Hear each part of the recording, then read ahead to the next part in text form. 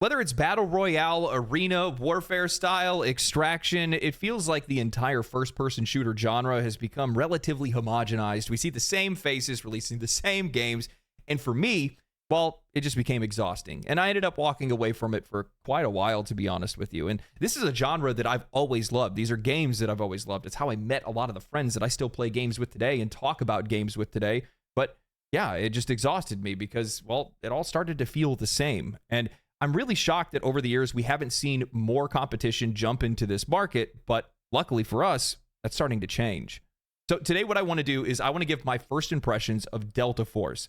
This is a game that I got the opportunity to actually play while it was still in its technical testing phases, and I liked it. It's really good. I'm actually a huge fan of Delta Force. I cannot believe it's been like 20 years since I played Black Hawk Down. That makes me feel absolutely terrible, but I want to shout out Delta Force for sponsoring this video. They're the ones that made all of this possible in the first place. Their game is going into open beta. The game is free to download. It's going to be a free-to-play game, no pay to win, so I'm definitely a big fan of that. And interests really aligned on this because it's a franchise, it's an IP that's close to me, close to my heart. But more than anything, it's because of the fact that developers are actively trying to engage with the community, bring people in, and find out what kind of game that they want them to make. And they've been making that game this entire time. And you couldn't ask for more. The Delta Force franchise is a name that still holds weight for many FPS veterans. It originally debuted back in 1998, standing out as one of the first tactical FPS games to prioritize realism and strategic gameplay over the more flashier arena shooters at the time. It was more about methodical planning and precise execution. Players had to think tactically, work as a team, approach objectives cautiously, and it ended up influencing many of the games that then came after. The franchise quickly became a cult favorite, known for its expansive maps, open-ended missions, and its focus on realism. For many, Delta Force was a trailblazer in the tactical shooter genre, paving the way for games like Rainbow Six and Ghost Recon. But as gaming evolved, the Delta Force IP went dormant, leaving a void in the space where it once occupied. Fast forward to today, and the FPS genre is a completely different beast. While there are no shortages of games to choose from, the genre in many ways has grown stagnant. Many modern FPS titles feel formulaic, relying heavily on battle royales or the same tired mechanics that we've seen recycled time and time again. That's where the return of Delta Force becomes exciting. Coming from Team Jade of Timmy Studio, the developers behind the really popular and well-received Call of Duty Mobile, Delta Force looks to be more than just nostalgia. It's a chance for the FPS genre to shake off the dust a little bit and explore some uncharted territory again.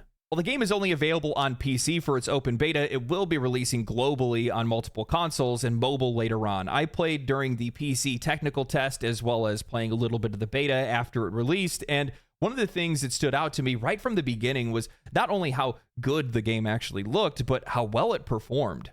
I know this is something that concerns a lot of players. We oftentimes get games that release in poor states, but even in this game's technical phases, performance was superb. I've heard that the game runs well even on GTX 660s, but I was running it on a Ryzen 7 5800X with an NVIDIA 3080, and I was clocking 165 FPS at 1440.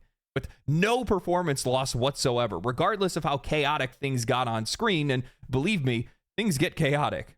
Delta Force features 3 different modes. You have the large-scale 32 vs 32 warfare mode, operations, the PvEVP extraction mode, as well as Black Hawk Down that's going to be coming later, which is their campaign mode. Initially, I started playing Delta Force's 32 vs 32 large-scale warfare mode, and almost immediately it was like I was teleported back to my old Battlefield days. I'm going to be honest, it's been years since I've played such a large-scale PvP mode, and I was awful. I'm not going to pretend like I'm good at these kind of games. Half of the time I was marveling at how great the game felt to play and how great some of the maps looked and the sheer number of players that were on the screen at one time, rather than actually paying attention to my surroundings. Delta Force has some hero shooter elements, character abilities, and personal equipment, and initially this is something I was hesitant about. I'm not really big on hero shooters. However, with how well it is actually executed in this game, it ends up feeling like a natural part of the gameplay. No character feels overpowered compared to others. The tools and abilities feel like something useful, like being able to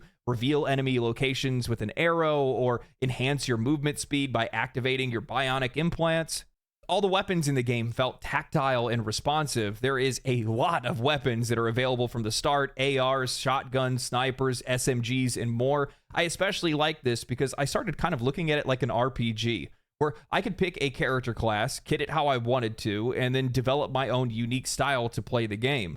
I think going into the beta, I'm going to be using Luna. She's a scout class and she has access to snipers. I tend to enjoy playing long range in games like this, but with her abilities to fire an arrow that reveals enemy locations, I can still be useful at mid or short range while I'm supporting my team. You can get really creative in a game like this, and that's something that I really appreciate because I feel like more times than not when it comes to first-person shooters, it always ends up boiling down to one single meta. Everybody has a group of weapons or a single weapon in some cases that everybody is using, and it's the only thing that people use.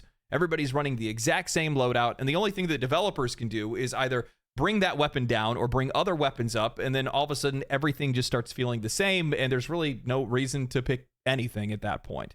But with their use of character abilities and also their spread of weapons in this game, they get to kind of dodge out on that. I'm sure there's still going to be a couple outliers here and there that they're going to have to tweak and get into play, but outside of that, it really does feel like you can use just about anything you want and find success with that. And I like that a lot. I genuinely do, because I like having some level of character and personal player expression in a game where I get to play it how I want to. And this game gives you a lot of the tools to be able to do something like that. But the gadgets and the abilities, they bring an extra level of chaos to the 32v32 mode, but where they really shine is in the game's extraction mode. Because you actually get to sit back with the other people that you're playing with and say, hey, I'm going to use this. You can go ahead and use this. You can go ahead and use this. You guys can kind of come up with your own strategies. What I really like about this mode, more than anything, though, is that it strikes something that a lot of these other extraction games are missing, which is a solid balance between hardcore and arcade. And it just sings. I've spent a lot of time in the game's operation mode, which is a PvPvE extraction shooter. I love these kind of game modes. I've played a few of these games in the past, but either they end up leaning too hard into the hardcore survival aspects, or they end up feeling too low stakes that you really don't care about whether or not you survive. Delta Force's operation mode finds that balance. You can coordinate with your team to make sure that you guys have a solid spread of abilities, someone to take up the medic role, someone to scout for enemies before entering into an area, an engineer to sneak through secret pathways and find hidden stashes. There are a lot of combinations of team builds to customize what kind of session that you guys are trying to have. Are you going in just for the PvE objectives? Are you going in just for loot? Are you trying to take out other players? Think about these kind of things and talk about that with your squad before diving in. I think one of the things that really stood out to me was how approachable this mode was, regardless of skill level. I'm inexperienced. It's been a while since I've played an extraction shooter, and I found myself and my team mostly just focusing on PvE objectives, taking down high priority targets, hacking into safes, taking on different side missions, and avoiding other players while we can, just so I can just get a lay of the land, see the sight lines, and things like that. What I like about Delta Force's PvE side of its extraction mode is that the PvE missions are legit missions. Take down a group of guards, hack into some computers, input some codes using a mini game, and gain entry into some underground vault. Once I extracted with some gear, sold off what I didn't need, I upgraded my weapons, went back in with the intent of taking on other players, and I'll be real, it didn't end well. I got handled almost immediately, but I went back in and tried again because it's just so fun to play. I was definitely a bit disappointed to lose the gear that I had worked for, especially because I had took a lot of time to customize that kit before going back in. The game has this incredible gunsmith system that has more depth than I've ever seen before. You can change your stock, you can change what kind of pad is on the stock, you can put on a foregrip, change the position of that foregrip, install a rail system, and unlock a ton of other attachment slots. You can make some of the most absurd combinations of attachments, then adjust them however you want, and just make it suit your playstyle. It's easy to get lost in here, and I can see a lot of people doing the math to find some of the best combinations. One of my biggest concerns about losing my gear and my progress is that it's the perfect opportunity for the game to hit you with some type of overt monetization. However, I was shocked to find none. Actually, the developers have come out and publicly stated that they will not put any pay-to-win features into this game, that they would only focus on cosmetic-only monetization. And after I died in the base extraction mode, I was actually given a ticket to redeem a starter set of gear so that I could go right back in and play some more. I like this a lot more than I thought that I would. Initially, I thought a system like this would remove consequences from the game. You just wouldn't feel anything from failing. But more or less what it ends up doing is it just gives you the ability to stay in the fight and not lose everything and not be able to play the game any longer, where there are some games that end up putting you in that kind of position where you just don't want to play it anymore. This kind of goes back to what I was saying earlier, where the game strikes a solid balance. You're going to have those games where players want to be punished. But for me, losing gear that I worked on is punishment enough. I don't want to get to the point where I can't even play the game anymore unless I become a scavenger. Sometimes I want to torture myself. Other times I just want to enjoy the game. And this is definitely going to be an extraction shooter that people are going to enjoy themselves. Now, I don't want to paint the game in all sunshine and rainbows because it was still in its technical test when I played the game, and now it's going into its open beta, and there are a few things that the developer are going to need to work on, and that's just kind of the point of it being in an open beta to begin with. They want player feedback. Luckily, they are active in their community Discord and on their official subreddit, and they're actively working on this game. A few of the things that I noticed are the typical things that you would see in a fresh release like this, mostly having to do with character ability spam, cooldowns, and smoke. Good Lord, the smoke. I don't know if there needs to be a limit on what characters can carry smoke grenades or how often they can stay active or how thick the smoke needs to be. However, one of the issues that I ran into quite a lot was in the more condensed 32 versus 32 maps, there was a lot of smoke spam. And sometimes it made it almost impossible to see other players if it wasn't for the fact that we have a few characters that can reveal enemy locations. Luckily, the developers are already aware of this issue. They're actively working on it and responding to players, and this is exactly what you want to see. I've had a lot of fun playing Delta Force. It's been a really good time, and I'm actually looking forward to playing more of it. I'll be doing that tonight. My buddy's downloading the beta right now, so I get to jam with them, and that's actually one of the reasons why I really like it. It's because I really haven't had a lot of games to play with my friends lately. We played Helldivers, when it first came out, but there really hasn't been a whole lot of games, competitive games, that I've been interested in, and this has been a lot of fun, and scratching an itch that I didn't know that I have. And I know my friends have missed me. I mean, who wouldn't miss me? I probably shouldn't say that. I'm not that vain, okay? I'm not that vain. But I'm excited to see what the future of this game holds, because they're actually going to end up putting in their campaign mode, which is a recreation of Black Hawk Down, and that hits me in all of the nostalgia points. I literally cannot wait to get my hands on that. That is going to be so good to play.